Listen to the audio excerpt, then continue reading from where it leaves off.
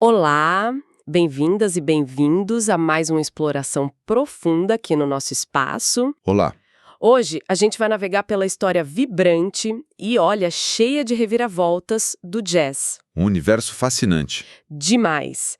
Nossa bússola principal é uma obra de peso, a 7ª edição revisada e expandida do The Jazz Book, que foi originalmente do Joachim Ernst Behrendt e atualizada pelo Günter Hussmann. Um livro referência, né? Elogiado por gente como o John Hammond. Exato. E pelo New York Times. Dizem que é super abrangente. É sim. Ok, então vamos lá. Nossa missão aqui é tentar entender como essa arte tão dinâmica saiu de suas raízes mais humildes para chegar nas complexidades que a gente vê hoje no século XXI. Uma evolução incrível. Sim! Vamos focar nas figuras que mudaram o jogo, sabe? Nessa tensão constante entre respeitar o passado e chutar o balde da inovação. Sempre presente no jazz. Totalmente. E na variedade de estilos que brotaram em tão pouco tempo. A ideia é chegar, como o Behrendt sugeriu, a uma audição mais consciente. Sacar a música como parte de algo maior mesmo. Exatamente. É impressionante a gente pensar que estilos tão diferentes, né, sei lá, do ragtime lá do comecinho, Super antigo. até o free jazz, que é totalmente experimental, surgiram e se conectaram em, pouco mais de meio século. É muito rápido. Dessa velocidade de transformação, essa diversidade toda, talvez seja algo único na história das artes, sabe? É uma linha do tempo musical muito acelerada. Então vamos começar pelo começo. Ou quase. Nova Orleans. Não foi o único lugar onde o jazz nasceu, mas foi um caldeirão cultural fundamental, certo? Sem dúvida. Fundamental. Imagina só, começo do século XX, uma cidade com umas 30 orquestras para uns 200 mil habitantes. Devia ser música por todo canto, né? Com certeza. E ali se misturaram as work songs, sabe, aqueles cantos de trabalho das plantações, Ah, sim. com os spirituals das igrejas e o blues mais rústico, o blues folclórico mesmo. E tinha uma dinâmica interessante que era dos músicos crioulos. Os crioulos. Muitas vezes eles tinham mais estudo formal de música, liam partitura, tinham uma técnica mais, digamos, europeia. E aí você tinha os músicos afro-americanos que vinham de uma tradição mais oral, né? Mais espontânea. Entendi. E como é que essas duas tradições se encontraram, se misturaram? Bom, aí figuras como Jelly Roll Morton foram essenciais nesse processo. Ele tinha essa formação crioula, mas também a vivência da improvisação, do blues. Ele entendia os dois lados. Que interessante. Ele foi um dos primeiros a organizar e a registrar muitas ideias que se tornariam a base do jazz. Ajudou a dar uma forma para a coisa toda, sabe? A estruturar. Faz sentido. Saindo de Nova Orleans, a música se espalha. E a gente chega na famosa era das big bands, o som das grandes orquestras, né? Isso, a era do swing. Fletcher Henderson foi um pioneiro importante nos arranjos, preparou o terreno para o Benny Goodman, o chamado rei do swing. Sim, o Goodman foi muito importante para popularizar o jazz. Aquele famoso concerto dele no Carnegie Hall, em 1938, foi um divisor de águas, não foi? Tipo, colocou o jazz num pedestal mais respeitável, entre aspas. Foi um marco simbólico importante, sim. Mas, olha, é crucial a gente lembrar também dos reis negros do swing, como o Count Basie, Ah, claro, Count Basie. com aquele swing irresistível, super econômico, mas poderoso. E, claro, Duke Ellington. Ellington é um caso à parte. Ellington, ele tinha uma visão muito particular, né? O livro fala que ele tratava a orquestra inteira como se fosse um instrumento pessoal dele. Como assim? Exatamente isso. Ele escrevia pensando nos sons específicos de cada músico da banda dele. Ele conhecia o timbre do trompetista, o jeito do saxofonista tocar, a personalidade sonora de cada um Nós. e compunha para eles. O resultado era um som único, coeso, mas cheio de personalidade individual.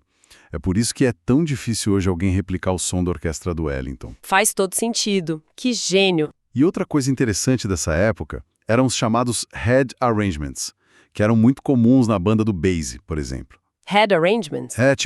Definia-se só a melodia principal, a cabeça, head, do tema, e a estrutura básica. O resto era desenvolvido ali, na hora, com riffs combinados, solos improvisados. Que demais. Mostra bem essa mistura de arranjo e liberdade, né? Pior, né? O braço direito dele, compositor de clássicos como Take the A-Train, fundamental para aquele som. Verdade. Strayhorn é gigante.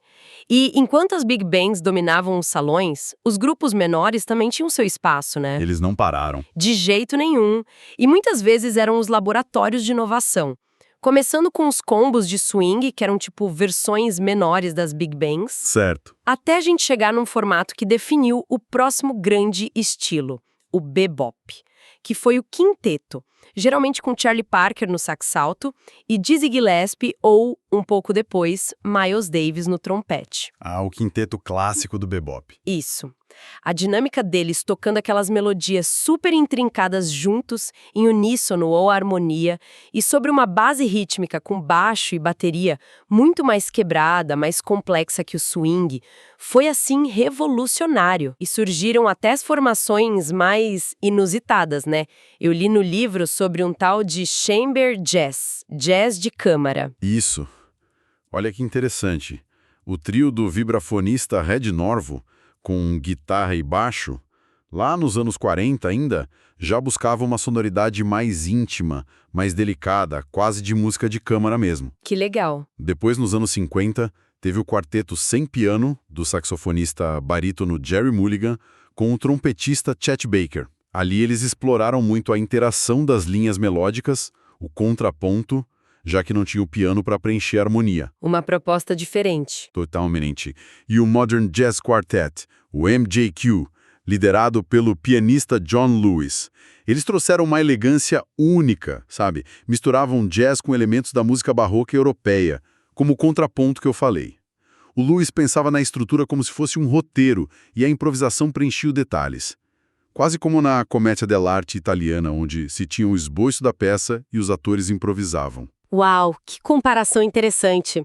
Falando em músicos que definiram eras, impossível não falar de Louis Armstrong. O livro diz que ele tornou o jazz correto. O que isso significa na prática? Olha, o Armstrong, ele foi um divisor de águas. Ele combinou uma técnica de trompete que era impressionante para a época, com uma emoção muito direta, muito humana, tanto no jeito de tocar quanto no jeito de cantar depois. Ele organizou a coisa, então? Exato. Ele organizou o fraseado do jazz, deu um senso de lógica, de arco narrativo e de brilho ao solo improvisado. A influência dele foi gigantesca para todo mundo que veio depois, dentro e fora do jazz. Tem até aquela citação ótima no livro do baterista Bob Melton. Ah, eu vi. Ele ficou chocado ouvindo uma gravação antiga, né? Exatamente. Chocado com a audácia, a força do Armstrong, que muita gente da geração dele nem tinha sacado direito na época. Ele diz algo como: Pops é uma das poucas pessoas neste século em quem eu confiava. Isso diz muito sobre o impacto duradouro do Armstrong. Nossa, forte isso. E na contramão dessa exuberância toda do Armstrong, a gente teve figuras mais contidas, como Bix Beiderbecke. Exatamente. O Bix, com o seu corneta, foi talvez o primeiro grande solista cool do jazz, muito antes do termo existir. O foco dele não era a velocidade ou a exibição técnica pura. Era outra busca. Era outra busca. Era a beleza da melodia, a nota certa no lugar certo, com um lirismo muito pessoal, muito bonito. Ele mesmo dizia que muita gente tocava notas demais, mas que significavam pouco. Uma influência clara para músicos como Miles Davis, décadas depois. Interessante esse contraste. E outro saxofonista que também seguiu um caminho bem único foi o Lester Young, o Prez. Ah, o Prez, que figura singular. No sax tenor ele tinha um som leve, fluido, quase como se estivesse falando pelo instrumento, sabe? Diferente do padrão da época. Completamente diferente do som mais robusto, cheio de vibrato do Coleman Hawkins, que era o outro gigante do tenor na época. O Prez influenciou demais o cool jazz que viria depois, mas também os músicos do bebop. Ele tinha um jeito próprio de falar, de se vestir, de tocar. Ele buscava a originalidade acima de tudo. Tinha uma frase ótima dele: "Não quero ser um lápis repetidor." Adorei. Lápis repetidor. E aí, depois dessa turma toda, vem a explosão do bebop. Com a dupla dinâmica, Charlie Parker e Dizzy Gillespie. Como foi essa revolução? Ah, foi uma ruptura mesmo. O bebop não foi só uma evolução, foi um corte. Parker, o Bird, era um gênio intuitivo, sabe? As ideias melódicas e harmônicas dele pareciam vir de outro planeta. Uma fluidez, uma velocidade no sax alto que era impressionante. Um fenômeno. Totalmente. E o Dizzy, no trompete, tinha um virtuosismo igualmente espantoso. Mas ele era também o organizador, o cara que ajudou a estruturar, a nomear e até a vender o bebop para o mundo, com seu carisma, seu visual marcante, com a boina e os óculos. Ele deu a cara pro movimento, né? Exato. Uma gravação como Things to Come, da Big Band do Dizzy, de 1946, soava como o futuro chegando de forma avassaladora, quase apocalíptica, mas com o trompete triunfante do Dizzy por cima. O impacto do Parker foi tão grande que a frase Bird Lives virou um lema, pichada em Nova York depois da morte dele. Bird Lives. E no meio disso tudo surgiu um Miles Davis, uma figura que parece que se reinventa a cada década, né? Impressionante. O Miles é impressionante. Não tem outra palavra. Ele começou tocando bebop com o Parker, ainda bem jovem. Certo. Mas logo ele começou a procurar o próprio som, algo diferente.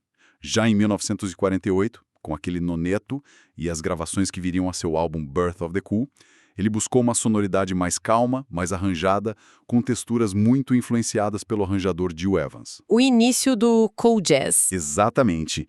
E daí pra frente, a carreira dele é uma sucessão de fases marcantes. Passou pelo hard bop nos anos 50, criou o jazz modal com o disco Kind of Blue, em 59, que é um dos álbuns mais vendidos da história do jazz. Um clássico absoluto. Total. Depois, mergulhou de cabeça no jazz rock elétrico e intenso nos anos 70, com bandas incríveis, e até voltou a melodias mais pop nos anos 80, depois de um período recluso. E o que conecta tudo isso na obra dele? Boa pergunta. Acho que é uma busca incansável por novas sonoridades, um timbre muito pessoal e inconfundível no trompete, aquele uso magistral do silêncio, e uma postura, uma atitude icônica. Miles era um cara que não tinha papas na língua, desafiava o racismo na sociedade e na indústria musical, uma figura complexa e central no jazz do século XX. Sem dúvida. Depois do Miles, quem é que levou o jazz para fronteiras ainda mais distantes? O livro destaca 2 nomes, John Coltrane e Ornette Coleman. 2 gigantes que expandiram radicalmente os limites do que era considerado jazz. Coltrane, primeiro no sax tenor e depois também no soprano, teve uma busca espiritual muito intensa, que se refletiu na música dele. A Love Supreme. Exatamente. A suíte A Love Supreme é o grande marco disso. Ele explorava escalas, modos e uma intensidade sonora que era quase transcendental. Aqueles famosos sheets of sound, lençóis de som que ele criava. E o Ornette Coleman? Ornette, no sax alto, propôs o free jazz já no final dos anos 50. A ideia dele, que ele chamou de harmologia, era basicamente libertar a improvisação das estruturas harmônicas tradicionais, dos acordes pré-definidos, dando igual importância para a melodia, para a harmonia e para o ritmo, de forma mais livre. Eram abordagens parecidas ou eles tinham diferenças grandes? Tinham pontos em comum nessa busca pela liberdade, claro, mas eram bem diferentes na prática. Coltrane muitas vezes partia de estruturas modais, de escalas, para fazer longas explorações, quase como mantras. Certo. Ornette, embora fosse super radical na harmonia, mantinha uma ligação muito forte com o lirismo do blues. As melodias dele eram frequentemente mais concisas, mais cantáveis, de um jeito torto, mas cantáveis. Entendi a diferença. Coltrane acabou virando referência para quase todo mundo, desde músicos mais ligados à vanguarda até os mais tradicionais, que admiravam a técnica e a profundidade dele. Ornette abriu um caminho talvez mais específico, mas igualmente influente. E mais tarde ele ainda foi pioneiro do free funk com a banda Prime Time. 2 caminhos distintos de liberdade. Muito bom. Avançando um pouco no tempo, a gente chega nos anos 80 e 90. E o cenário muda de novo com a chegada de Wynton Marsalis. Ele parece trazer um foco de volta para a tradição, né? Sim, o Wynton Marsalis se tornou uma figura central nesse período. Ele é um trompetista virtuoso e passou a defender um retorno aos fundamentos do jazz, como ele via: o blues, o swing, os standards, o virtuosismo técnico moldado pelos mestres. Ele fundou o Jazz at Lincoln Center, né? Exatamente. Com o Jazz at Lincoln Center, em Nova York, ele buscou institucionalizar o jazz como uma espécie de música clássica americana, colocando no mesmo patamar da música clássica europeia. E isso gerou polêmica, imagino. Muita polêmica. Muitos críticos e músicos acusaram ele de ter uma visão muito restrita, muito conservadora do que seria o jazz de verdade, meio que excluindo ou diminuindo a importância de muitas das vanguardas e fusões que vieram depois dos anos 60, como o free jazz, o jazz rock. Entendi. E no outro extremo dessa discussão, quem estava lá explorando outros caminhos? Olha, um nome fundamental nesse contraponto é o Johnny Zorn, saxofonista, compositor, líder de banda, produtor. Um ícone do pós-modernismo no jazz e na música experimental em geral. A música dele é bem diferente, né? Completamente. A música do Zorn é uma colagem alucinante. Ele mistura tudo. Free jazz, hard bop, trilha sonora de cinema, ele adora o Ennio Morricone, música judaica, o klezmer, noise, barulho mesmo, música de desenho animado. Tudo junto. Tudo junto e misturado, muitas vezes em mudanças super rápidas e abruptas dentro da mesma peça. Para ele, nenhum estilo sozinho consegue dar conta de explicar a complexidade do mundo moderno. Faz sentido. A autenticidade para ele vem da experiência de vida do músico, refletida na arte. E no caso dele, isso inclui explorar a identidade judaica contemporânea, por exemplo, na série de trabalhos que ele chamou de Radical Jewish Culture. É uma visão oposta àquela mais purista do Marsalis. Essa ideia da colagem do Zorn é muito interessante, reflete um pouco a nossa própria experiência hoje em dia, né? Com tanta informação vindo de tudo que é lado ao mesmo tempo. Exatamente, é uma estética que abraça a fragmentação, a multiplicidade de referências, mostra como o jazz continua sendo um espelho do seu tempo, de um jeito ou de outro. Falamos muito de estilos, de figuras marcantes, mas uma coisa que eu acho essencial no jazz é o som de cada instrumento, a voz única de cada músico.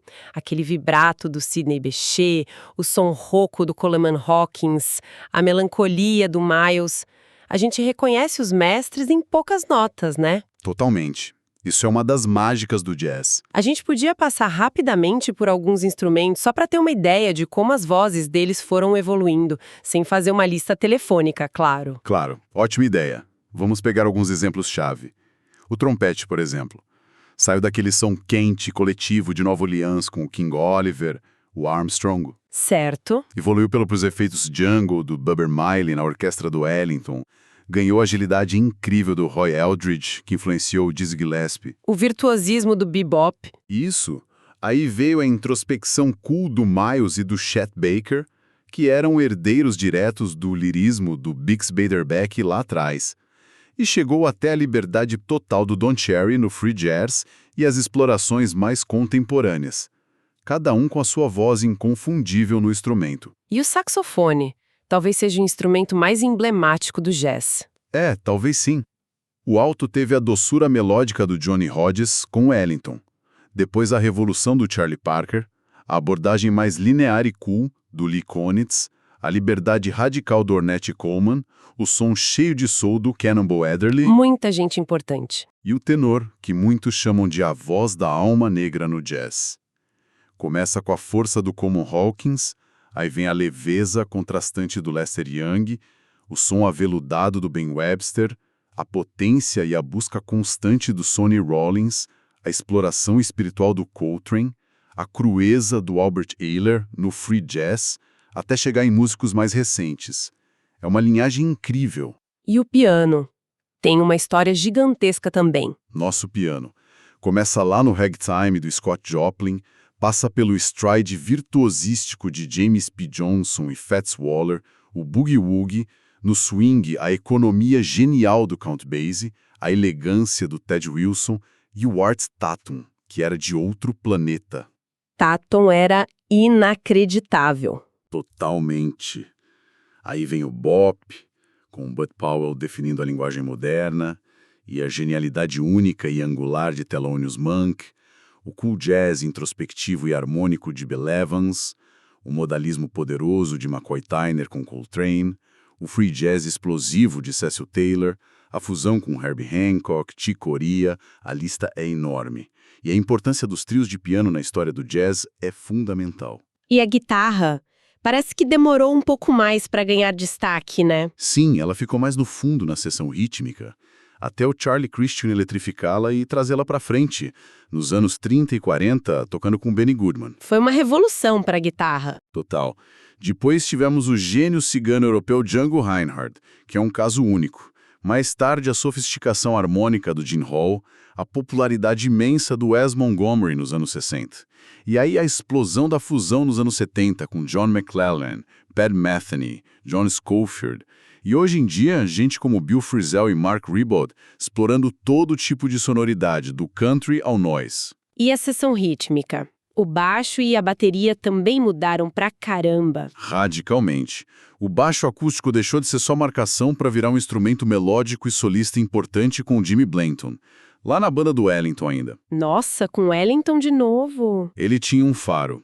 Depois vieram mestres como Oscar Pettiford, Ray Brown, o gênio compositor e baixista Charles Mingus, o Scott LaFaro revolucionando a interação no trio Bill Evans, Ron Carter, e no baixo elétrico, claro, o divisor de águas foi o Jaco Pastorius. Jaco, inconfundível. E a bateria foi emancipada no bebop. Kenny Clarke e Max Roach pararam com aquela marcação constante no bumbo e passaram a usar o braço de condução para levar o swing, liberando as mãos e os pés para interagir com solistas, fazer comentários rítmicos. A bateria passou a conversar. Exatamente. Depois vieram Elvin Jones com Coltrane, trazendo uma complexidade polirrítmica absurda, Tony Williams com Miles, super jovem e inovador, o free drumming, a bateria na fusão com Billy Cobham, e mestres contemporâneos que continuam expandindo a linguagem. A evolução rítmica foi imensa. E a voz humana no meio disso tudo? Qual o papel dela no jazz? A voz, no jazz, é um caso muito interessante. Tem um paradoxo aí. O jazz instrumental muitas vezes tenta imitar a expressividade da voz humana. É verdade, a gente sente isso. E, por outro lado, os cantores e cantoras de jazz frequentemente usam a voz como se fosse um instrumento, improvisando, explorando timbres. O próprio Louis Armstrong foi um cantor pioneiro tão importante quanto o trompetista. A Ella Fitzgerald levou o scat. O scat, aquela improvisação com sílabas sem sentido, né? Isso. Ela levou o scat a um nível de virtuosismo técnico e musicalidade que é absurdo, inigualável talvez. E a Billie Holiday. A Billie. Billie Holiday é emocionante demais. Ela tinha uma entrega emocional, um jeito de frasear as melodias, de atrasar ou adiantar o tempo que era puro instrumento.